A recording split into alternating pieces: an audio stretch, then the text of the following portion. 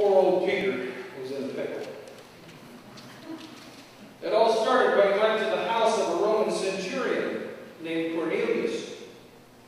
Cornelius was, as the scriptures say, a devout man who feared God, along with all his household, and he gave alms generously to the people and prayed constantly to God. Not your typical Roman centurion, perhaps, but certainly, as we would say, a person of interest. Peter didn't know it, but Cornelius was going to be a crucible for Peter's understanding, a place where what Peter believed was going to be called into question and put to the test and refined and distilled. Cornelius was going to change the way Peter thought about just about everything. And as Peter was changed, so would the church be changed. You see, when you consider the background of the story, it all comes into focus. Cornelius was a Gentile, a non-Jew, someone from beyond the circle of experience of the disciples. And yet, Cornelius, like many other Gentiles, wanted to know more about Jesus. And as they learned more about Jesus, they wanted to become part of the Jesus movement, the church. And there it is. The crisis that leads to conflict, that leads to conversion. How could someone understood by every right-thinking person as unclean, profane, unworthy, how could such a person be welcomed into the company of believers? How could a Roman centurion of all people be one of Jesus' next followers?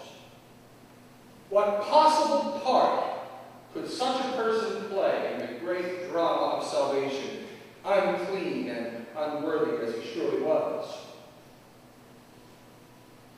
Peter was about to experience a dramatic shift in the way he thought about everything.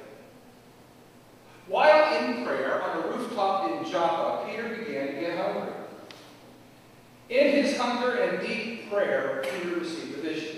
Coming down out of heaven was something that looked like a sheet, and on that sheet was every non-kosher food you can imagine. Now, if there was one thing that defined the difference between the Jew and the Gentile, this was it.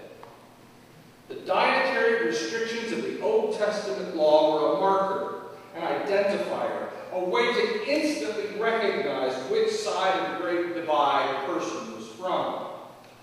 As Peter looked to the animals on that sheet, a voice seemed to say, "Get up, Peter, kill and eat."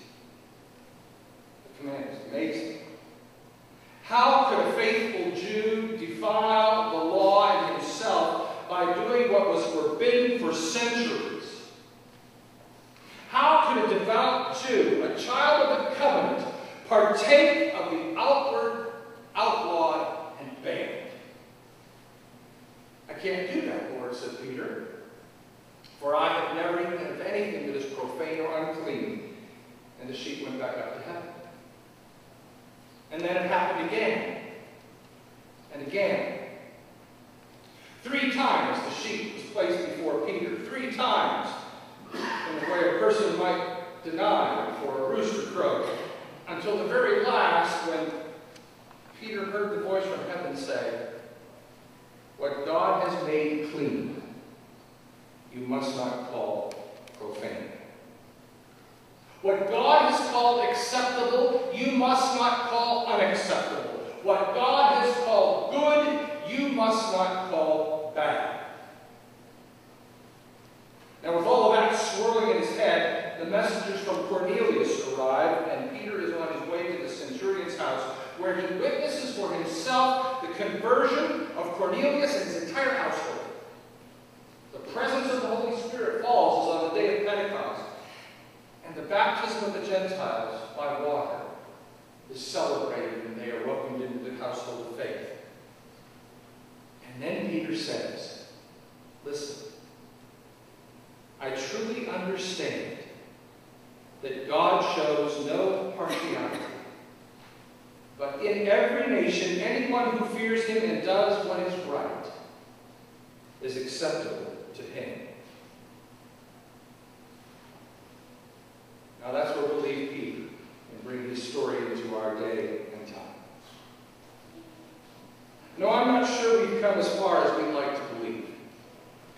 I'm not sure that we're free of this business of labeling clean and unclean, proper and improper, good and bad. In fact, I'm not so sure we're any more free of attaching labels to the